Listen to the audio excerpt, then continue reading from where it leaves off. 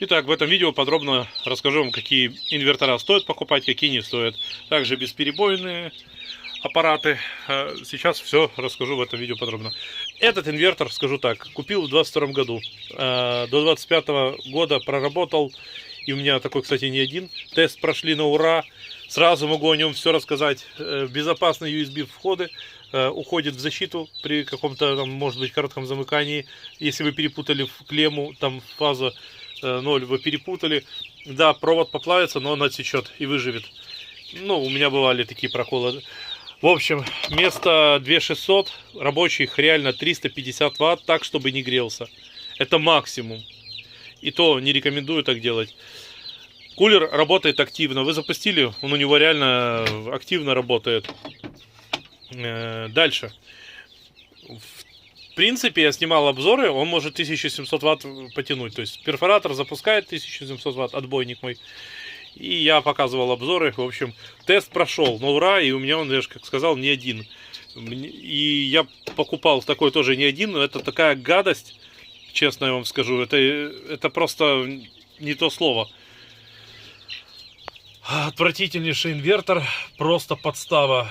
Кулер, значит, включается, когда он сильно перегреется, а он греется даже, когда он просто в холостую работает.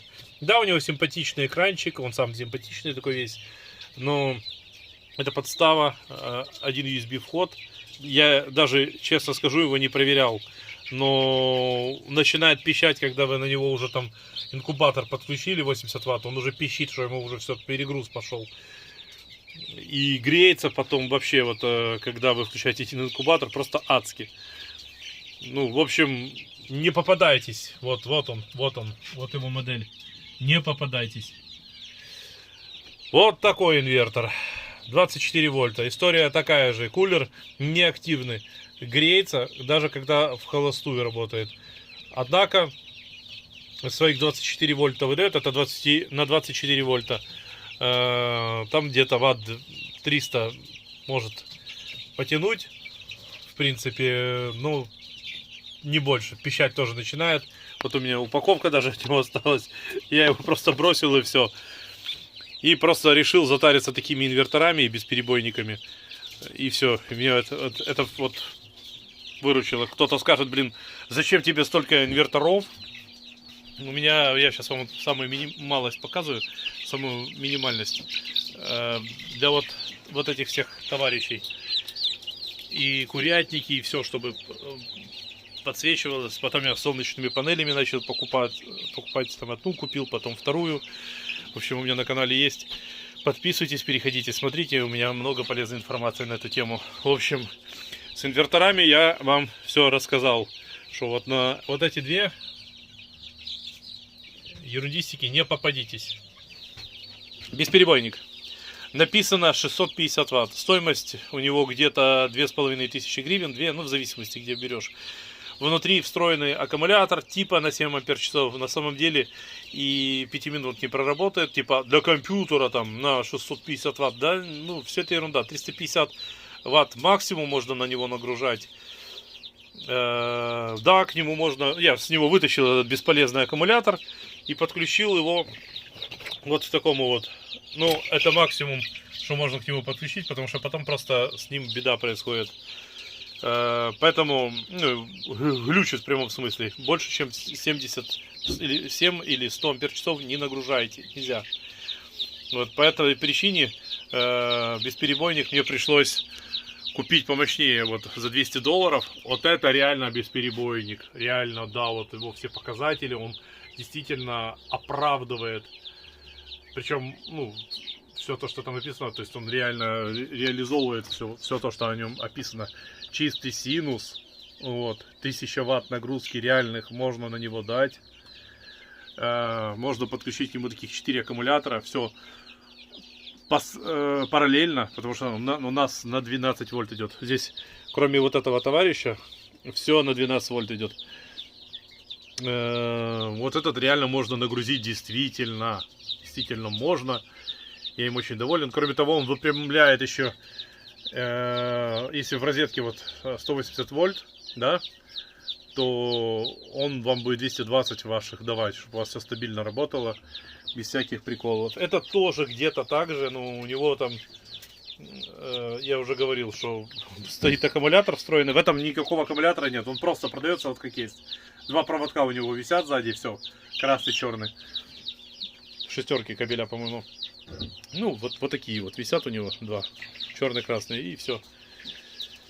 В этом встроенном просто вы блочок такой носите, вес его где-то 1,5 килограмма. Это да, вот где-то 5 своих с копейкой весит, ну такой тяжеленький достаточно. Я его разбирал, уже вам показывал, менял предохранители, показывал, что как. Видео у меня тоже есть уже на канале, вы можете также перейти посмотреть. В общем, с инверторами, да, у меня получился горький опыт. Ну, сами не поведитесь на это, если что. Я вот даже говорил, что я эти инвертора разыграю. Они мне нафиг не нужны. Просто вот бесплатно, как есть. Вот. Без претензий, без вопросов. А такие у меня красавцы, конечно, останутся. Вот. Солнечные панели в тандеме очень классно работает и заряжаются аккумуляторы. То есть я беру два аккумулятора, вот так, клеммы от инвертора на один аккумулятор, от контроллера на другой, тот, что идет от солнечной панели. И параллельно их подключаю, и они начинают фрычить. Вот. Контроллер я использую вот такой вот, дешевенький, на 40 ампер у меня стоит, и на 30 ампер стоит. Вот такой вот принцип подключения. Но вот сюда я никогда не подключаю инвертор. Я вешаю, предпочитаю на клеммы, значит, аккумулятора. Вот по такому принципу у нас все подключено. Одна панель у меня на 280 Вт сейчас имеется, и вторая на 450. Тоже подробные видео снял, что сколько заряжается, как работает, какие аккумуляторы. У меня их очень много, кислоты свинцовых. Ну, вы можете посмотреть, у меня много хозяйства, и поэтому я очень запасаюсь такими вещами, запасался. Ну, сейчас как-то с электроэнергией, слава богу, как-то вот стабильно все. Но вот такие бесперебойники, вот такие вот всякие брудеры тянут на ура. Меня все это устраивает дело. Лампочки накала работают. Что я вам скажу, что вот такой вот, он стоит своих денег, как бы, но от него что-то ожидать больше не стоит, потому что вот 300 Вт, 350, все, это потолок. То есть по факту вот такой же, как инвертор. Единственное, чем меня, ну, прикалывает, так скажем, вот такой вот бесперебойник, тем, что он заряжает аккумулятор от розетки сам. И переключает, пока ты там ушел по делам, инкубаторы, все, брудеры вот так вот, чтобы не пропала птица. Переключает сам все автоматически, в общем, своей жизнью живет. Ты не напрягаешься, не бегаешь там с аккумуляторами, с проводами, с солнечной панелью. Вот. Однако у меня есть механизированная система, в общем, от солнечных панелей, где все механически происходит также. Ну, предпочитаю вот такие штуки. От сети заряжается, то есть все стабильно, вот работает, в случае чего оно переключается. Аккумуляторы до глубокого разряда не уйдут. Вот. Ну, я и сам этого стараюсь не допускать. Все, я вот все аккумуляторы, если вдруг там приходится, не доведи Господь, разряжаться им, то 11,7 это максимально, что я рекомендую делать с аккумуляторами, потому что если вы допустите ниже разряд, вы этим самым просто уничтожите ваши аккумуляторы. Пару раз так сделайте, и уже можно, ну, думать, где уже новый покупать аккумулятор. Вот, кстати, ну, если все равно у вас так получилось, я видео снимал, как можно это сделать, чтобы их восстановить. Ну, про теорию сейчас расскажу. Блин, вы, ну, это, знаете, вот как когда вы аккумулятор ставите на заряд, он у вас проработал весь день, его ставите на заряд, он раз за 10 минут зарядился, показывает, что все, уже максималка. То есть он емкость не может себе заполнить. Нужно его немножко разрядить, а потом, ну и то это нужно малыми токами делать. Потом немножечко разрядить, то есть больше заряжаешь, чуть-чуть меньше разряжаешь. И он расчехлится. Но сульфат будет по-любому От него можно содой с водой избавиться, и то не на все 100%. В общем, не разряжайте их больше, чем на положенное. То есть в инструкции пишется даже... не, у меня уже инструкции не осталось. Ну, в общем, здесь было написано, что 11,5 это все, это предел. Но есть красавцы, которые до 10,5 разряжают. Это все, это уже потом, мама, не горюй, будут последствия. А так, от себя скажу 11,7, это 20%. Всегда оставляйте заряда, и поверьте, у вас никогда не будет проблем. У вас будет всегда все четко функционировать, всегда все четко заряжаться. Если вы хотите узнать, что такое, сколько даст один аккумулятор вам ватт, берете просто, значит, вот этот 60 ампер-часов идет аккумулятор, да? Да.